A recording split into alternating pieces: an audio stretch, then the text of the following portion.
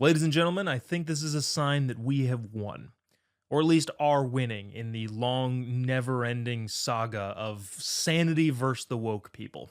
We've all seen the Disney movies that have stumbled, to say the least, at the box office. Snow White was a catastrophe. They spent hundreds of millions of dollars.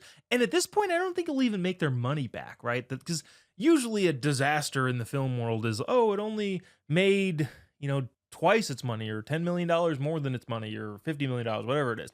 I don't even think Snow White is going to get to the budget when you factor in production costs, reshoots, the animation costs or the CGI costs that they used for the fake dwarves, all of the marketing and all of the new marketing costs that they incurred when they tried to save the film.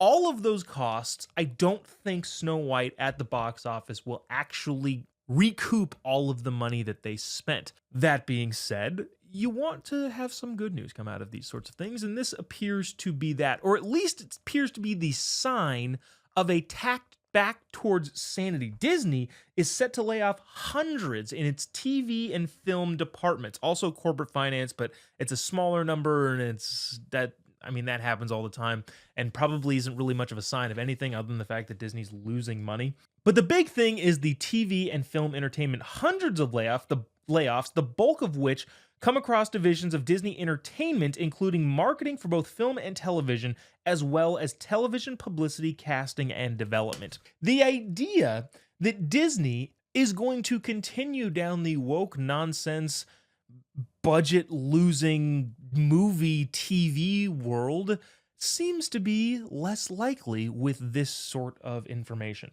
I also think there's a fascinating point about this specifically. This is the fourth and largest round of layoffs in the past 10 months that affected Disney television headquarters. The majority, and I'll get to why I think this is important, the majority of the Disney Entertainment television staffers are said to be based in Los Angeles.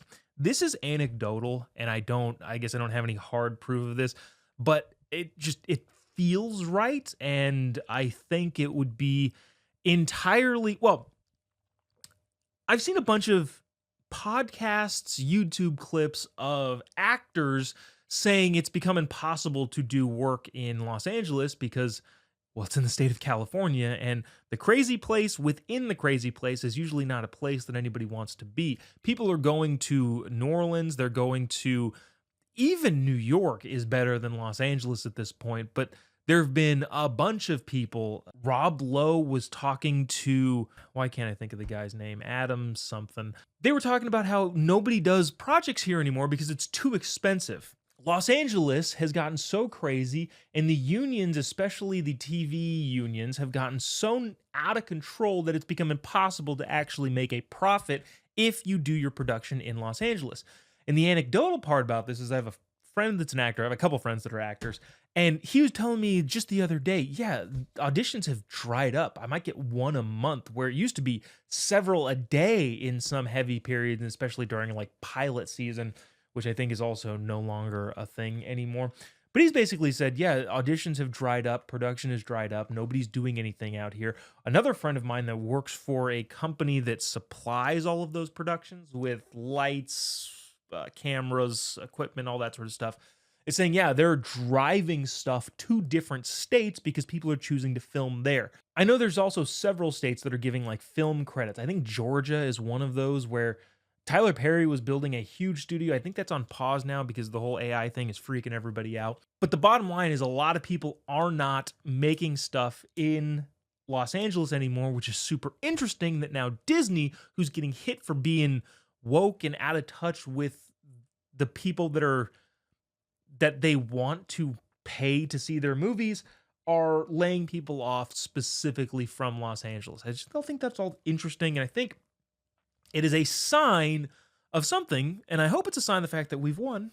I think it's a sign that we're winning at the very least, but it is definitely a sign that the Walt Disney Company is laying people off after some disastrous hyper woke choices, and also that they're specifically in California. It's going to be really interesting to see how that goes.